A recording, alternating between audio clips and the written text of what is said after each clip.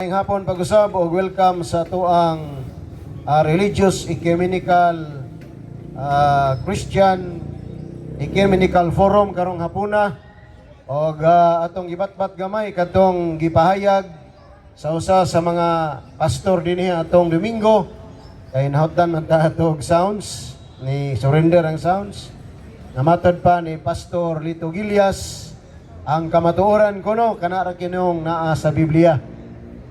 Wala nagilain, dili sila modawat og oral og holy tradition. Ana atong ipahayag karong hapuna, no? Matod pa sa ilang mga pagtulunan sa mga dili Katoliko, sula eskriptura, Bible alone. Biblia lang yun, wala ilain. O gana, sukwahi sa tinuod nga kamatuoran tungod kay ang Biblia na buhat kini sa simbahang Katoliko sa tuig 382 ngadto sa tuig 404 Anno Domini. Sa usa ka doktor sa Biblia, ang usa ka pari nga mao si Santo Jeronimo, Saint Jerome, the compiler of the Bible, commanded by Pope Damasus, nga siya maoy maghubad o mo-compile sa mga kasulatan sa tulo ka mga dagkong pinulungan ngadto sa Latin nga pinulungan. Because the Bible gikan ni sa three major languages, Hebrew, Griego ug Aramaic. O niya gihubad kini sa pagka-Latin kay niadtong tuig 300 ang Europe Latin ang pinulungan.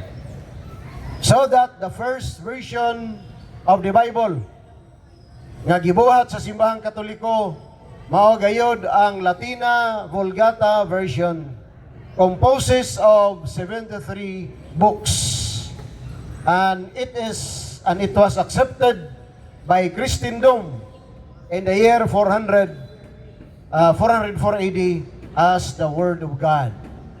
Ana nga ang una gyung Biblia sa kalibutan mao ang Biblia nga gibuhat sa simbahang Katoliko niadtong tuig 383 ngadto sa tuig 404 nga mao ang Latin Vulgate. Mabasa na sa Collier's Encyclopedia. Naman tayo mga encyclopedia diri dala. It was Pope Damasus who commissioned Saint Jerome to compile the scriptures into one book, into one Latina Vulgata version.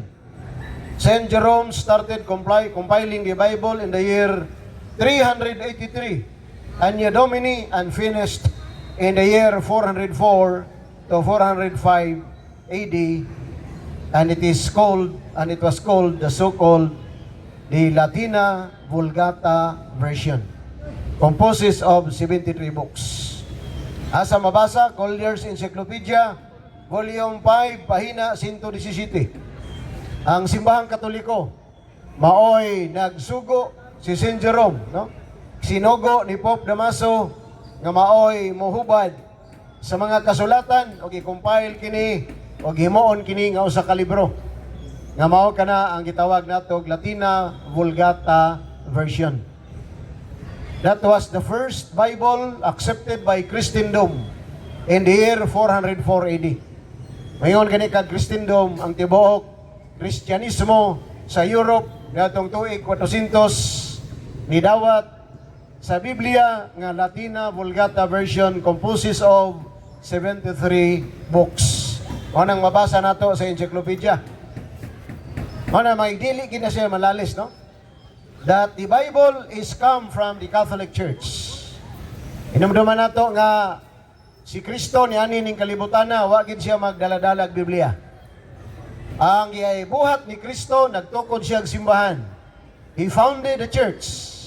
Manang mabasa nato San Mateo 16:18 sa pag-ingon sa atong Ginoo, to is Petrus et soperaang Petram edificabo ecclesia meam.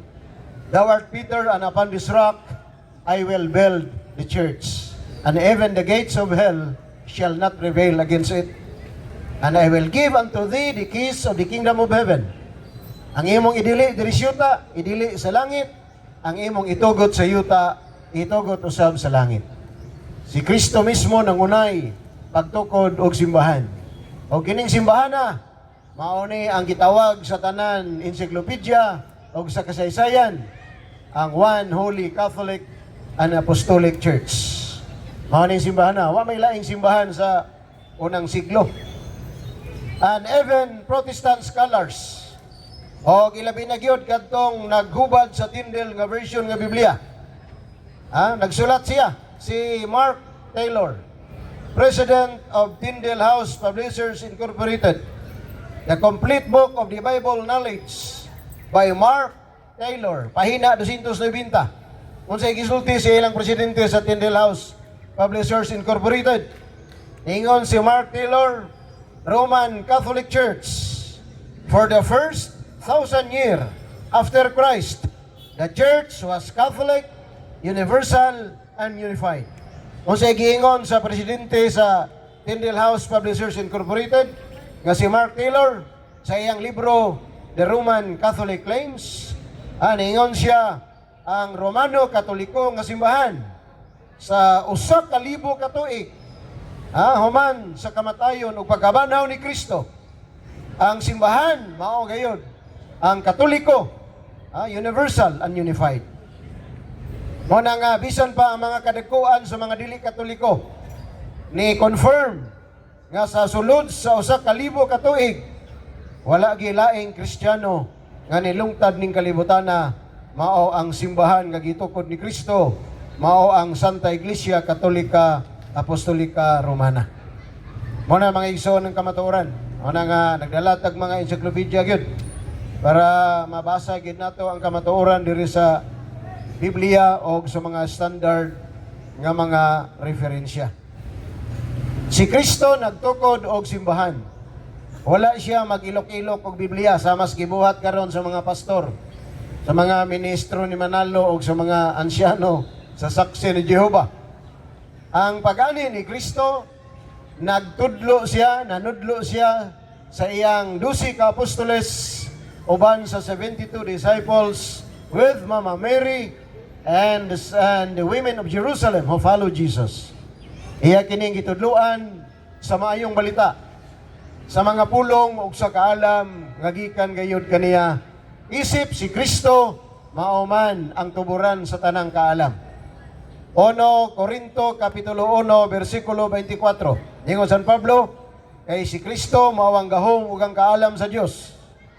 Busa ang kaalam di ay ang tuburan ni ana si Kristo. O niya, pag-ani ni Kristo, nanudlo siya siyang kamatuoran sa iyang kaalam, binaba. Kanang gitawag nato oral kirigma or the oral teachings taught by Christ to the apostles and from the apostles to the forefathers of the church, the first Christian community in Jerusalem and Rome. Mao kana ang oral tradition. Si Kristo nanudlo sa kamatuoran sa edad nga 30 ngadto 33 o gipadayon kini sa mga apostoles sa tuig 33 ngadto sa tuig 400. Walay Biblia ang kalibutan. Ang gitudlo sa simbahang Katoliko mao ang mga pulong, ang mga pagtulunan ug ang kaalam nga gikan gayud gitudlo ni Kristo sa iyang baba. The oral kerigma and the oral teachings of Christ taught to the apostles and taught to the first Christian community in Jerusalem and in Rome. Busa, sayop ka ng pagingon nga Bible alone. Sayop ka ng pagingon nga ang Biblia maituburan sa kamatuoran sama sa gitudlo sa mga dili Katoliko. Dili na tinuod nga naman, si Kristo wala magdaladalag Biblia paganis kalibutan. Nanudlo si Kristo sa iyang kaalam, gikan gayud sa iyang baba. O ang simbahang Katoliko may beneficiary sa iyang kamatuoran. From the mouth of Jesus, the ears of the church, ang dalunggan sa simbahan, nakapaminaw sa giwali, sa gitudlo sa Ginoo. Dili ginamit ang Biblia kay wala pa ang Biblia. Busa kung mag-iskot kita kamatuoran originally, wala pa ang Biblia. Naanay kamatuoran kay si Kristo ni anhi nanudlo gikan sa iyang mga baba without using any single version of the Bible. Ngayon na, nga malumpag yun ang baruganan sa mga dili katoliko nga sula, eskriptura, or Bible alone. Kaysa ako nang giingon sa unahan, si Kristo nanudlo, wa mo gamit og Biblia, kundili nanudlog kamatuoran gikan sa iyang baba. So that the Catholic Church becomes the beneficiary of truth, the beneficiary of sacraments, and the beneficiary of salvation. Ang simbahang Katoliko nahimo siyang bangko sa kamatuoran. Ang simbahang Katoliko na dawat niyang kamatuoran gikan ni Kristo, dili ginamit ang Biblia, kundi gikan sa baba sa Ginoo, gitudlo niyang kamatuoran ngadto sa iyang katawhan. He formed disciples for 3 years, and after resurrection, iyang gipandungan siyang mga kamot o gihuypan niya si Espiritu Santo og niingon, panglakaw mo o gitudlo ninyo ang akong maayong balita. Ang tanan nga akong gitudlo kaninyo, itudlo usab kini ngadto sa tanang mga tao. So that ang simbahang Katoliko nanudlo sa gitudlo ni Kristo sa wala pa Biblia. Mao na nga dili na tinuod nga ang Biblia di siya ra gyud tuburan sa kamatuoran. Because the truth is, the source of truth is God who comes down from heaven. Ang Diyos nga nagpakatao in the second person of our Lord Jesus Christ. Nanudlo, wala magilok-ilok og Biblia. Sayop ang giingon sa mga pastor, ministro ni Manalo, og sa mga mansyano, sa mga siksi ni Jehova, nga matod pa nila, Biblia ra kunoy basihanan sa kamatuoran, og naara kuno sa Biblia ang kamatuoran. Dili na tinuod. While it is true that the words of the Bible contains the truth, pero dili siya mao ituburan. Because the source of truth is God who came down from heaven, nga nagpakatao, nga mao ang magtutukod sa Iglesia Katolika, while lain ang atong Ginoong Hesukristo. Mao nang tinuod nga argumento nga igsoon. Ang simbahang Katoliko wala magsalig sa Biblia. And even without the Bible, the Catholic Church could preach the good news of salvation. Kaya nga itong kamatuoran, di man gikan sa Biblia, gikan man kini kang Kristo, nga nanudlo personal ngadto sa iyang simbahan. O pagpanudlo ni Kristo, wa pa'y mga Baptist, wa pa'y born again, wala pa nang nasunog pag-usab nga mga born again, wala pa nang saksi ni Jehova, wala pa nang Iglesia ni Kristo nga tinukod ni Manalo, wala pa nang mga Baptist, wala pa nang mga Mormons, wala pa nang mga Septimo del Salvaista Dia on Seventh-day Adventist Church. Wala pa na. Ang original Christianity, magisgot kasaysayan, mawagayod ang Santa Iglesia Katolika Apostolika Romana. And it was confirmed by the fathers of Protestantism. And even Martin Luther admitted that the Bible comes from the Catholic Church. Natay libro ni Martin Luther, ang iyang commentary on John 14. Unsay giingon ni Martin Luther? We, the Protestants, give thanks to the Catholic Church that we have the Word of God, that we receive it from them, and without them, we have no knowledge of it at all. Unsay ni Martin Luther, kami mga Protestante, nagpasalamat sa simbahang Katoliko, kay diha kaniya nagikan ang Biblia. O kung wala pang simbahang Katoliko, wala kami kabang kaagan ni anang Biblia. Pero subo pamalandongon ang mga sakop ni Luther karong panahon mga pastors, ministro, mga ansyano, inay magpasalamat sa Katoliko, nasuko ino sa Katoliko. Yawa man pud sila panghilabti. Wala mga igsoon. Ang inyong amahan nagpasalamat, kamo nang nasuko. Mo na kay wala man gyud na unity ang Protestantism, kay ang ilang pagtulunan mag-agadra sa interpretasyon sa ilang magtutukod. O diha nahimong giabuso sa tanan Protestante ang Biblia. Ang ilang mga founders naghubad sa Biblia without any authority. And they were not the authority because the Bible is not a Protestant book. The Bible is always be a product of the church founded by Christ, the one holy Catholic and Apostolic Church. Ang gusto na ito ipasabot karong hapuna nga ang Biblia produkto ni sa simbahang Katoliko. Bible is a product of the Catholic Church, or the Bible is a Catholic book, so that the authority to interpret the Bible is the owner of the Bible. Mao nang simbahang Katoliko. Siya ay otorisado. Siya ay makamao muhubad sa Biblia. Kaya iyaha man ang Biblia. Nganong si pastor may muhubad. Ngawa man na sila ilabot. Igor man na sila namalit. O Biblia sa bookstores. Pag human, nagbasa-basa. Human, nagtukod og sikta. Gisibo-sibo sa Biblia. O daghan ang nailad nila. Daghang atik. Ha? Si Manalo, nagkutlog-kutlog, Mateo 16-18. Iglesia ang gitukod. Ingon ni Manalo, Uy! Iglesia na gitukod. Si Kristo nagtukod. Iglesia ni Kristo ni. Amo to, daghang gihapong naatik. Si Ben Gaetano sa Panabo, 1970s. Ha? Nakakita sa bersikulo sa San Juan 14:6. Jesus said, I am the way, the truth, and the life. Ingon na si Ben Gaetano, founder sa One Way. Uy! One way na ining gitukod ni Kristo, si Kristo one way. Tukod po siya one way. Mga nang daghang yapong naatik. Si Parkham, nakakita og buhat dos. Si Kristo nagpandong sa Espiritu Santo sa simbahan. Gitawag nag Pentecost Sunday. Tukod din siya Pentecostal Church. Ano ilang sibo-sibo sa Biblia. Kanya si Cho, usa ka founder sa Born Again. Kanang Born Again nga nasunog pag-usap. Kanang mga siktang sulpot nga pertinagana na yun, dining tuig, 2000. Ha? Nakakita siya, Juan 3:1-5. Nag-ingon nila, unless a man be born again of water and the Spirit, he cannot enter into the kingdom of God. Ingon siya, uy, born again, minening itukod ni Kristo. Kaya nakakita, may siyang pulong born again. Iparis yun sa sik, mao nang born again, pertinagana ron. Kaya mga pastor, wa na kasinabot sa income sa 10%, nag-away, matong magsulusulo na lang, magtukod na po yung sikta. Hangtod niabot na sila 40 to 60,000 denominations. Ha? Nagaway-away ras income sa 10%. O kana silang tanan, wagin na sila gisugo. Muna mga igsoon, muna abuso sa tanan dili Katoliko ang ilang mga founders. Ang ilang mga founder na ay sariling private interpretation. Kaugaling mong pagsabot. Bisan isara Biblia ilang gigamit. 66 books, the King James Version. Pero wa sila magkahiusa. Tungod kay si Manalo, si Kibuloy, si Soriano, o si Lute Gilias. Lain-lain man sila interpretation.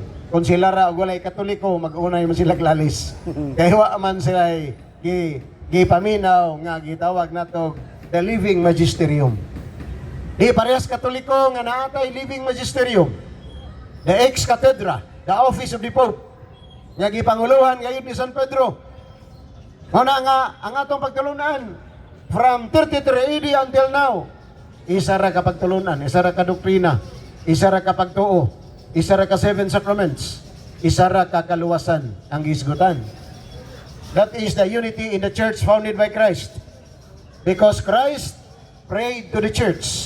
San Juan 17, 11, 21, 22. Ingon si Jesus, Amahan nga labing balaan,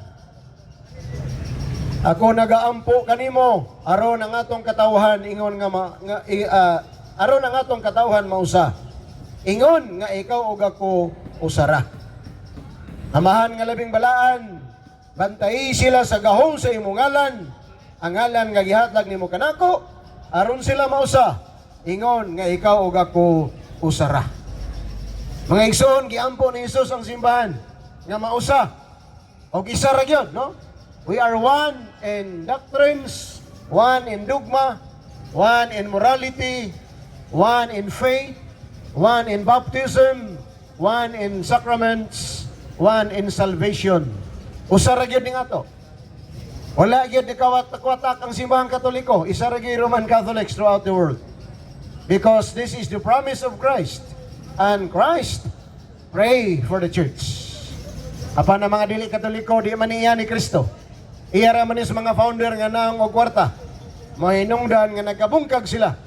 Kay dili sila magkasinabot sa bahinay sa ilang kwarta og na makaluluoy ang ilang mga sakop nga gisupsupan sa ikanapulo, lagak og mga halad.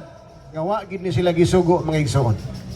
Kung naaman mo'y makita sa Biblia nga pastor gisugo mag-collect og 10%, balhin ko nimo. Mao ni akong challenge sa mga dili Katoliko nga niya karon. Og sa Facebook.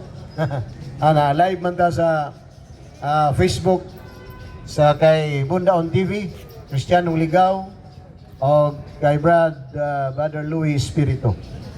So busy pa siya, wala pa niya ma-replay to atong mga previous nga mga pagpamahayag. So muna mga igsoon, nga dili na tinuod nga Bible alone. Kay ang kamatuoran gayud gikan sa Dios, ang Dios mismo mo nanudlo sa iyang kamatuoran. Ang Dios nagpakatao, nanudlo sa iyang maing balita directly to the apostles. Ang mga apostoles, mga pari ito sa Simbahang Katoliko. Gani ang ilang lubnganan naa sa Catacombs of St. Peter and St. Peter's Basilica nga tuwa karon sa Italy, no? Naa sa Roma. Muna na dito ang Catacombs of St. Peter and the Apostles. Muna kamatuoran nga di gina mabalik nga ang mga apostoles puro gid mga Katoliko. Isa ra ang protestante sa apostoles, si Judas ra. Kay naong og kwarta gibaligya ang Ginoo. Mao pud trabaho sa mga protestante ron, tukod-tukod aron makakwarta. So kini sila mao ang katawhan ni Judas. Ang iya sa Dios kinahanglan iwali ang kamatuoran, dili kwarta ang tumong. O kung nanaw ninyo mga founders sa simbahan, mga sikta, si Kristo ra gyud ang tinuod nga founder.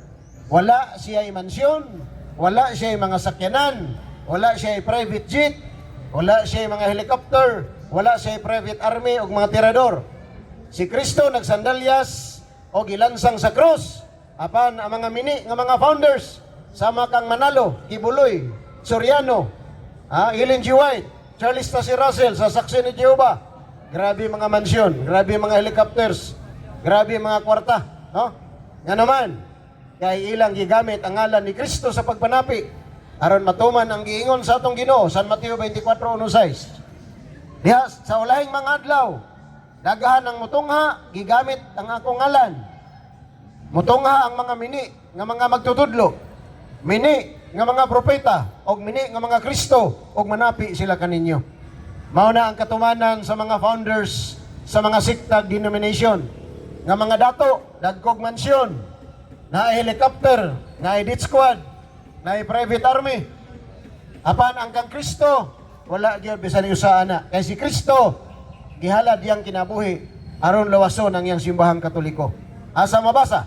Buhat 20:28-30. Di San Pablo niingon, at imanan ninyo ang simbahan nga gipakamatyan ni Kristo, giulaan sa iyang mahal nga lawas ug dugo diha sa krus. Unsa kuno ang simbahan nga iya ni Kristo, iyang gipaulaan sa iyang mahal nga lawas ug dugo. Mao na ang simbahang Katoliko. Mao ni siya ang pagaluwason ni Kristo. Kay batasan na sa Dios nga ang iyang katawhan nga iyang lawas iya kining pagaluwason. Efeso 5:23. Kay si Kristo mao ang ulo sa simbahan. Og ang simbahan mao ang iyang lawas. Og pagalawason ni Kristo ang simbahan nga mao ang iyang lawas. Mao nang simbahang Katoliko. Walay laing manuluwas, si Kristo ra. O niya, si Kristo nga manuluwas sa Katoliko, nabanahaw tuwa nas langit. Ang inyong mga founder mga dili Katoliko nga matay, naa sementeryo hangtod karon nga dugta wa kabangon. Unsaon man pagluwas ninyo nga inyong founder wa pang gani maluwas. Samantalang sa Katoliko, ang founder nato si Kristo tuwa nas langit o gidala ang unang mga santo sa simbahang Katoliko. Asa na mabasa sa Biblia? Pinadayag 6:9-11. Ningon si San Juan, og nakita ako dito sa langit ang mga santos, ang mga kalag sa gipamatay tungod sa ilang pagbarog o pagwali sa maing balita. Nag-alirong sila kang Kristo, nagadaig og nagasimba sa matag minuto, sa matag utlo. Kanang giingon sa Badista nga, Sabador ako ni simbas langit, di na tinuod. Nga naman, dito sa langit, kada minuto nagsimba ang katawhan ngadto sa Dios. Busa kanang binutbot ni Ellen G. White nga ang Sabado kuno mao ra gyapon igsisimbas langit, tinunto na binutbot na. Nga naman, naa sa Biblia. Nag-ingon si San Juan sa Pinadayag 6:9-11, og sa matag gutlo, sa matag minuto, ang katawhan sa Dios, ang iyang mga santos nagadaig og nagasimba sa Dios. Ang pagsimba sa langit, mga igsoon, kada minuto. Pero ang gitudlo sa Badista, Sabado kuno. Wa na may Sabado sa langit, na ba di kalendaryo sa langit? Di ara man nasiyuta ng kalendaryo gibuhat sa Katoliko, gi-squat sa Sabadista, Unya sila pa kuno tinuod. Ang ilang giiskwatan nga Katoliko dili kuno tinuod. Pagkaayo ra puning mga tawhana, kusog kayo mo kusog kayo mo pahimulos sa mga butang sa Katoliko. Unya ang Katoliko na ino sayo. Sila nga nagpahimulos, sila kuno gusto. Kuna mga igsoon, tanawan ninyo mga argumento nila.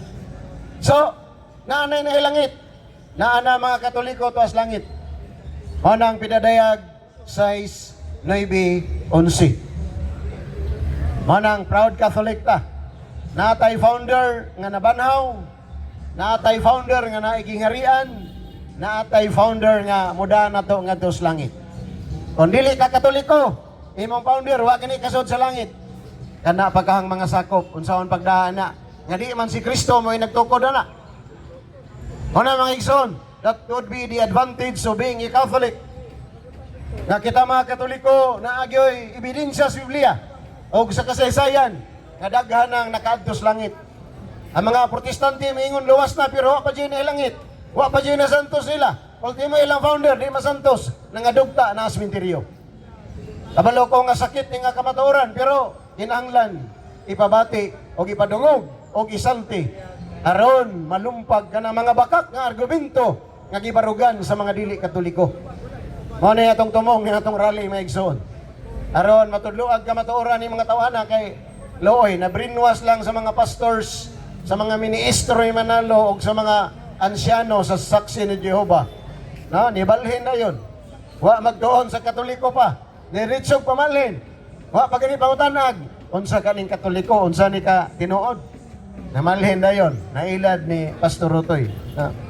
Maingon ganit tag Pastor Rutoy, pastor nga kusog mo tutoy sa ikanapulo nga wa ginagisugo. Kay ang 10% ang gisugo ana mga pari. Malakyas 3:8 ingon ang Dios ang mga pari mo kolekta sa ikanapulo o dadon kini sa templo aron dunay kalanon sa templo. Pari ang gisugo. Why pastor gisugo to collect 10%? Muna 11 tinuod. Walay pastor gisugo pagwalig maing balita. Ang gisugo mga pari, ang gihimos pastor nagwalig maayong pangita. Magwalig Isus tapuson kag pisos, magwalig Kristo tapuson kag 10%. Tanan pastor PBM na. Pastor burot membro alaot. Mao nang kamatuoran nga sakit. Og daghan in taon ang makaluluoy nga nailad nila tungod sa ilang pag-brainwash niya ng Biblia nga iyas Katoliko. Nga ang Katoliko nga may tagiya sa Biblia, mao na kunoy wala sa Biblia. Ang Katoliko nga tagiya sa Biblia, mao na kunoy wala sa Biblia pagkada kong binuang. Ang tagiya na hinoy mawala. Ang nangiskot ra hinon mo hinaa. Ha, liina tinuod, bakak na. Busa makaluluoy in taon kining naatik og nailad sa mga sectarianism, sa mga sikta nga tinukod og tao nga dili tinukod sa Dios.